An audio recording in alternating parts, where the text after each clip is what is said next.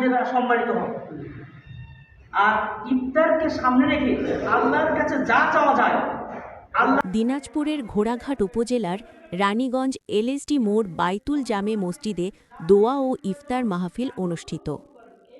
দিনাজপুরের হিলি ধরন্দা থেকে মোহাম্মদ বিপ্লব হোসেন বাবুর তথ্য ও ভিডিও চিত্রের desk report. Raniganj LSD godown মোড় কোশিগাড়ি রোডের পার্শ্বে অবস্থিত বাইতুল জামে মসজিদ। প্রতি বছরের ন্যায় এবারও রমজানের শুরু থেকে শেষ রমজান পর্যন্ত রানীগঞ্জের নিবাসী আমেরিকার প্রবাসী মোহাম্মদ জাহাঙ্গীর আলমের পরিচালনায় ও মহল্লার মুসল্লিদের সহযোগিতায় এবং সম্মানিত মসজিদ কমিটির আয়োজনে প্রতিদিন ৩ থেকে ৪০০ মুসল্লিদের নিয়ে দোয়া ও ইফতার মাহফিলের আয়োজন করে আসছেন। জাহাঙ্গীর আলম এই মসজিদ কমিটির একজন সম্মানিত সভাপতি। তাহার পরিচালনায় প্রতিদিন দোয়া ও ইফতারের আয়োজন করে আসছেন। তিনি আমেরিকার সিটিজেন। ৩৫ বৎসর যাবৎ তিনি ওই দেশের ২ বার কাউন্সিলর হিসেবে ছিলেন। তিনি প্রতি বৎসর মসজিদের মুসল্লিদের সঙ্গে দোয়া ও ইফতারে অংশগ্রহণের জন্য আমেরিকা থেকে ছুটে আসেন তাহার নিজ বাড়ি রানীগঞ্জে। তাহার মহান দায়িত্বে অটল থাকায় গ্রামগঞ্জের মসজিদটি তিনি মনের মতো করে পরিচালনা করে আসায় স্থানীয় এলাকাবাসী অত্যন্ত খুশি। রমজান শেষে তিনি আমেরিকার উদ্দেশ্য রওনা দিবেন।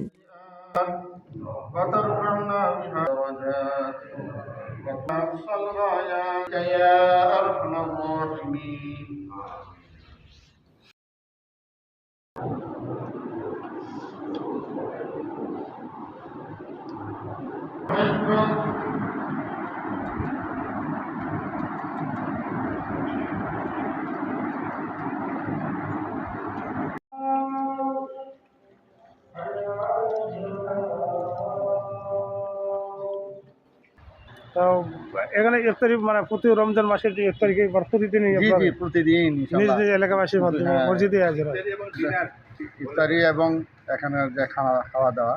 আচ্ছা। আসসালামু আলাইকুম ওয়া রাহমাতুল্লাহ। আলহামদুলিল্লাহ, আমি গত 15 বছর থেকে এই মসজিদে মুয়াজ্জিন হিসেবে দায়িত্বে আছি।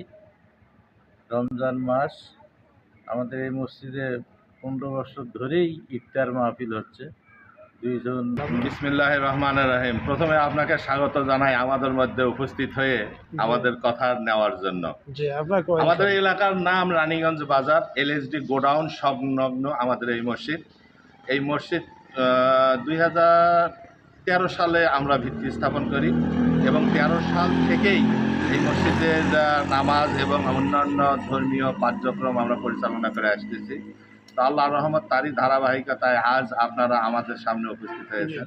খুব সুন্দর পরিবেশে ইফতারি, আমাদের 5 ওয়াক্ত নামাজ, আমাদের অন্য ইসলামিক যত কর্মকাণ্ড আছে সব আমরা এখানে পরিচালনা করে থাকি। তো এই আর কি মোটামুটি। তো সব মিলে আমরা খুব সৌহার্দ্যপূর্ণ পরিবেশে আমাদের এখানে ধর্মীয় অনুষ্ঠান এবং সব কিছু পরিচালনা করা হয়। আপনি তো দেশের বাইরে থাকেন, তাই না? জি ভাইজান। কোন দেশে আছেন আপনি? আমি ইউএসএ তে থাকি। ইউএসএ তে দীর্ঘ 35 বছর থাকি। এর মধ্যে প্রতি বছরই প্রায় আসা পড়ে। এইবার আমার যাবারও সময় হয়েছিল, এই যুদ্ধের কারণে আটকা পড়ছি। তারই ইয়াতে আপনাদের সঙ্গে আমার সাক্ষাৎটা হয়ে গেল আর কি। আলহামদুলিল্লাহ।